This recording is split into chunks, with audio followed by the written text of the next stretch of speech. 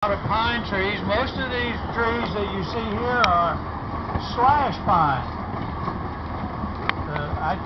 Tell me there's over 20 species of pine tree, but we have long needle here, we have slash, and we have some lodgepole pine, but primarily slash. I never liked pine trees until I got here.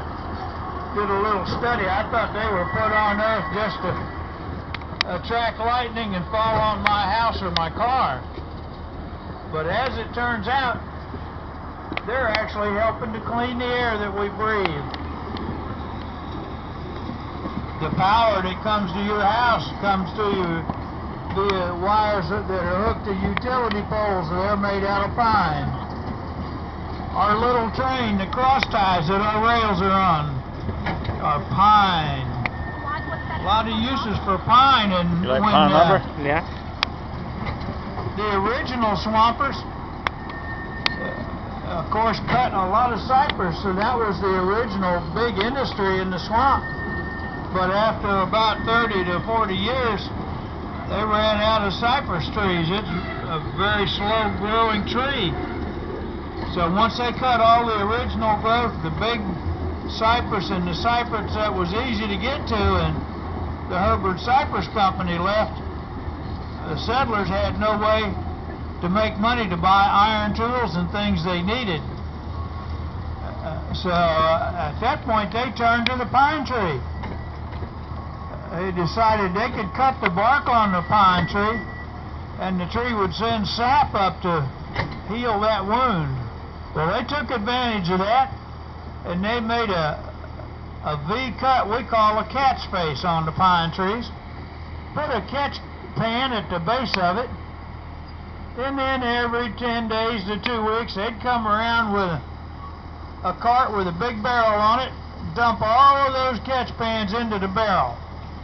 When the barrel got full, they'd haul that cart to the still, which you see an example of here on your left, boil it, and they would have turpentine. Now, turpentine became the biggest industry in the swamp after cypress. Still is today a big industry. Now, over on our right, we have our greenhouse. All the flowers you see growing in the park that are not native to the swamp are grown from seeds in our greenhouse. On our left, we have our gazebo. We use that for picture-taking events, weddings, anniversaries, graduations, that sort of thing.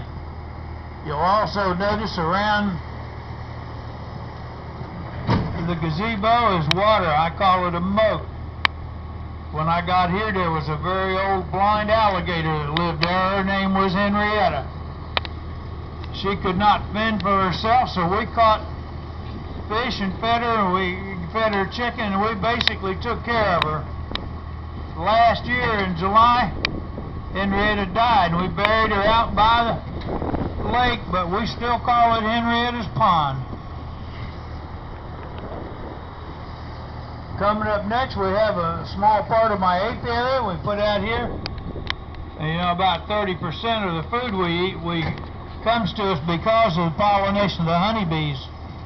Each of those hives will have a queen and approximately 30,000 female worker bees.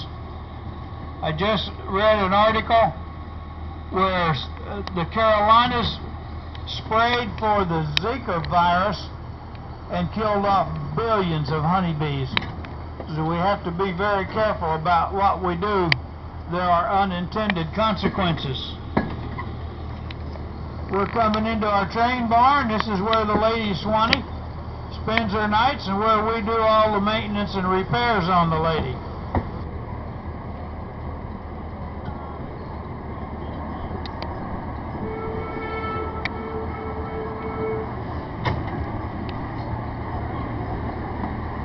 What's the other train called now? The what? Grasshopper. Grasshopper. Stag. Yes.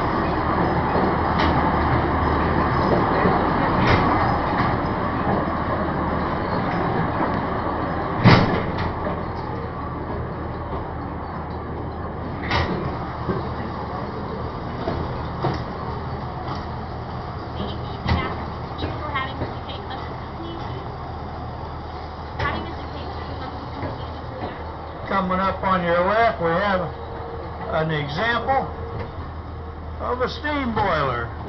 You know, in the late 1800s, there wasn't any electricity in the swamp. So any heavy work that had to be done, such as the big sawmills or the grist mills, all of that equipment was powered by steam. Plenty of wood in the swamp and plenty of water. Certainly not clean. So steam became the obvious answer. This is an example of a steam boiler, and that one was actually owned by the Herbert Cypress Company also. Well, we're about to get to our island stop. When we get there, you go across the bridge, and we're going to have about 15 to 20 minutes for you to wander around, look around, and see life as it was lived in the 1800s in the swamp. If you turn left as soon as you get off of the bridges, you'll find a guy we call Blacksmith Dave. He'll be over there showing you what he makes. He actually takes spikes out of my railroad. Gotta watch him sometimes. He sneak out at night and get them, but he makes knives and hatchets out of spikes. He also uses horseshoe nails and makes necklaces. He makes little earrings. Does a lot of stuff on his forge. He's pretty interesting to talk to. And he'll be over there to talk to you about what he does if you're interested. We got some chickens on the island and a few cabins. We have a museum full of pictures, and we have the wild cabin, the last one that you get to, and that was donated to us by the Wild family, and in there you'll find a diorama that with a narrative that talks about the massacre of the Wild family. All you got to do is push the button and it'll tell you all about it.